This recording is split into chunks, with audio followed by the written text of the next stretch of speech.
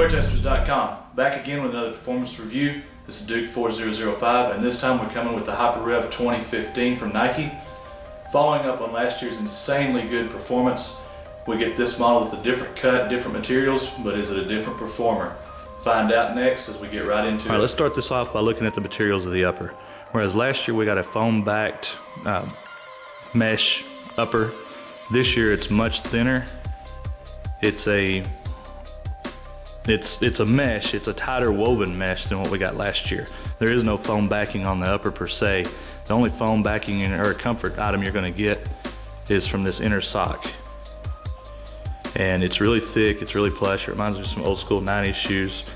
If you've had the Jet Flight, then you know exactly what I'm talking about. This shoe is basically Jet Flight 2.0. It does have a fuse area here in the toe where you'd get some more toe drag.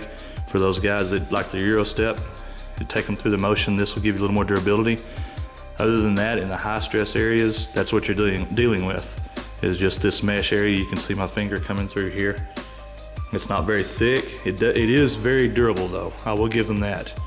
Around the ankle, you've got the continuation of the sock, and it's just a spandex sock. It is a pain to get your foot into, but it does give a very nice comfort, very nice fit. Speaking of the fit, I will say this is one of the best fitting Nike shoes I've had on in quite a while. The flywire here actually does do its job, much like last year. You can actually feel it pulling from the midsole up onto the foot. When you pull it tight, it does strap your foot down into the shoe. For any of those concerned about the durability of this flywire, there are actual holes that you can lace through on the first 3 holes, and you can bypass the flywire completely. The 4th hole has an actual hole for the laces to come through instead of just the flywire loop. And in the 5th and 6th holes, of course, go through this support wing. It is, once you get it locked in and laced in, the forefoot midfoot is absolutely locked down. There is no movement whatsoever in my foot in this shoe. Now the heel, you've got these plastic support wings that wrap around the heel, and this is your heel counter. There is a very slight, stiffened heel counter behind it inside the mesh, but most of your heel support, your ankle support, if any, that you're going to experience is going to come from this wing right here. And as for heel lockdown, again, I was completely locked down once it was laced tight. You can see these pads in the heel. They fit around your ankle bone, and they really do lock you in tight. Next up, we'll cover the cushion. If you'll see here, it's just a typical Zoom bag in the heel, and we get our lovely rectangle bag across the forefoot that comes in right about here. It's the regular rectangle we've been used to the last few editions. We got it in the Kyrie, we got it in the Run the One, and if you had either of those shoes, then you know exactly what you're getting with this. Once the foam breaks in, the Phylon it's carried in breaks down a little bit, you will be able to feel the zoom, but when you first put the shoe on, it's barely noticeable. The heel zoom, however, as soon as you put your foot in, you will feel a little bounce in that area. Once the shoe was broken in though, I had no complaints about the cushion. Even though it wasn't the full length we got last year, I still felt it did the job. But all in all, I would have really liked to have seen the full length iteration again, or just a larger zoom bag in the forefoot where you could really get that bounce in the old school zoom that we were used to back in the early 2000s. Looking at the traction next, you can see it's a modified herringbone. It's got a little bit of the wave to it as it comes through the lateral side of the forefoot, but then it's got your regular peaks and valleys like a herringbone would. They are spaced rather wide in much of the shoe. This stops it from grabbing too much dust on the floor. I did find myself having to wipe on some dirty 24-hour floors, but on the high school floor we play on Sundays, it's kept pretty good. I didn't have any problems whatsoever in this traction. I did play outside a couple of times in them just to see if they felt any different on concrete.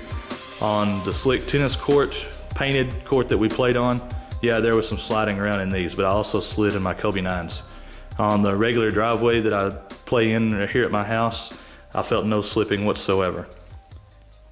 There is a lateral outrigger on the forefoot, but it's not very prominent, and the way the forefoot is shaped, I really didn't feel it came into play very much at all. It's more of the support piece here that kept my foot on the footbed than what this lateral outrigger did. The transition on the HyperRev 2015 is outstanding. Coupled it with the low profile zoom in the forefoot and the heel, and the awesome fit I got in the forefoot. This shoe it feels like a fast guard shoe. It feels like something wants to make you get out and run. Coming off of screens, backpedaling on defense, I felt no slipping within the shoe. It responded just as fast as I needed it to, and it gave me no slowed down reactions on any movements whatsoever.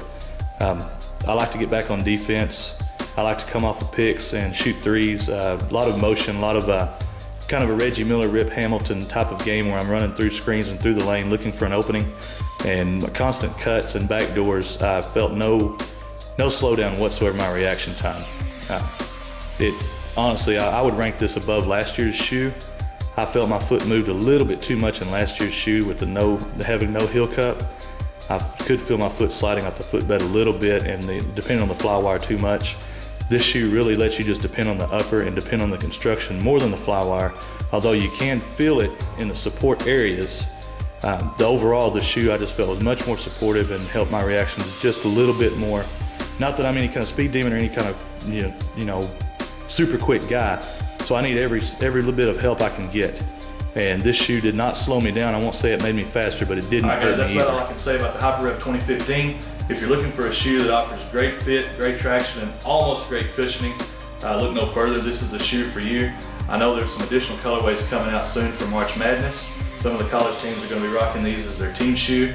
At $130, it is a little pricey for a team shoe, but if you're going to be playing indoors, they should last forever. I've still got my revs from last year, and they held up fairly nice. The mesh on this is a little tighter, a little bit more durable feeling, so these should hold up just as well. Again, great traction, great fit, almost great cushioning. A lot of bang for your buck in this shoe. And once again, well done, Nike basketball. On to the next one. Thank you.